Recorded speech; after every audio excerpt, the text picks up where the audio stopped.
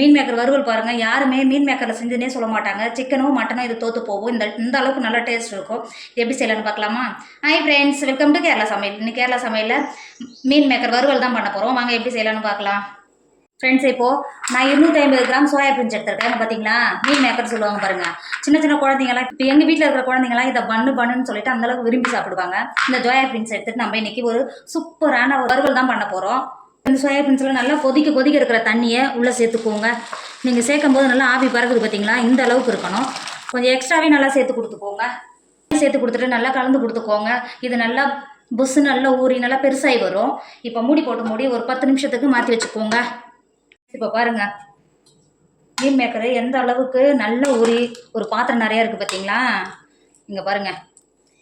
இப்போது சுடு தண்ணியை நல்லா வடிகட்டிட்டு ஒரு 2 டைம் நல்லா பச்சை தண்ணியை ஊற்றி நல்லா கழுவிட்டு எடுத்துக்கோங்க.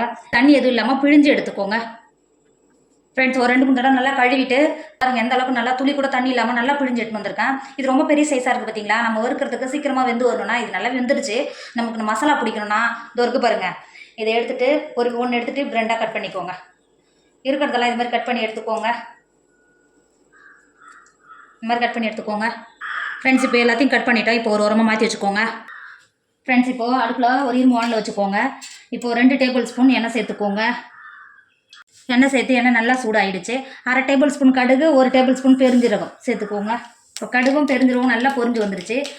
1 டேபிள் ஸ்பூன் இஞ்சி பூண்டு பேஸ்ட் எடுத்து வச்சுருக்கேன். இது உள்ள சேர்த்துக்கோங்க. சேர்த்து கொடுத்துட்டு நல்லா கலந்து கொடுத்துக்கோங்க.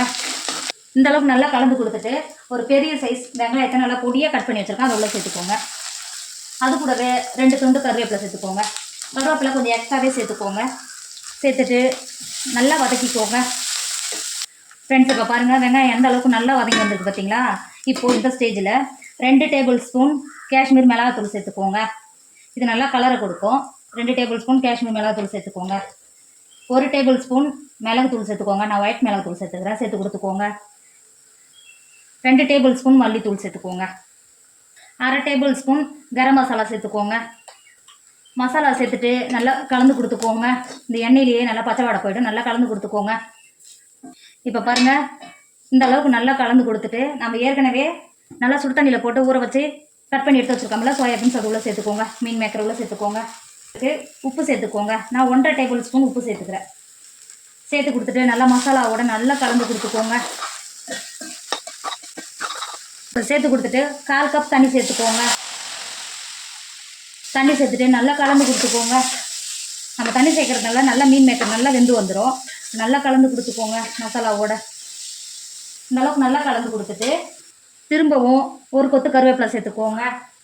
கருவேப்பிலை சேர்த்து கொடுத்துட்டு ஒரு பெரிய சைஸ் தக்காளியை இந்த மாதிரி ஸ்லைஸாக கட் பண்ணி வச்சுருக்கேன். இது உள்ள சேர்த்துக்கோங்க. சேர்த்துட்டு நல்லா கலந்து கொடுத்துக்கோங்க. தக்காளி சேர்க்கணும்னு அவசியம் கிடையாது. தக்காளி சேர்த்திங்கன்னா கொஞ்சம் புளிப்பு டேஸ்ட் இருக்கும். அதனால தான் சேர்த்து கொடுக்குறேன். உங்களுக்கு தக்காளி விருப்பம் இல்லைன்னா சேர்த்துக்காதீங்க.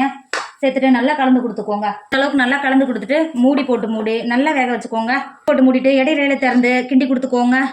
ஃப்ரெண்ட்ஸ், இப்போ பாருங்கள், நான் 3 தடவை நல்லா திறந்து இடையில இதை திறந்து நல்லா கலந்து கொடுத்துக்கிட்டேன். இப்போ பாருங்கள், இது வேகும் போதே கம்ம வாசனையோட செம்ம சூப்பராக இருக்கும். இதோட டேஸ்ட் அந்த அளவுக்கு சூப்பராக இருக்கும். நீங்கள் சிக்கன் செஞ்சால் கூட இந்த அளவுக்கு டேஸ்ட்டாக இருக்காது.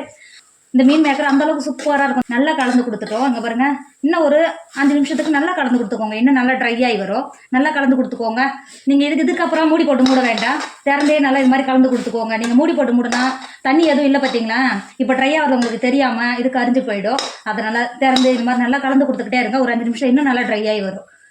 இப்போ பாருங்கள், ஒரு 5 நிமிஷத்து எந்த அளவுக்கு நல்லா ட்ரை ஆகிருக்கு பார்த்தீங்களா. இங்கே பாருங்கள், எந்த அளவுக்கு நல்லா ட்ரையாக இருக்குது பாருங்கள். பார்க்கவே எவ்வளோ ஒரு சூப்பராக இருக்குது பார்த்தீங்களா. ஃப்ரெண்ட்ஸ், இப்போது ஒரு கைப்பிடி அளவு மல்லித்தழையை கட் பண்ணி வச்சுருக்கேன். அதை உள்ளே சேர்த்துக்கோங்க.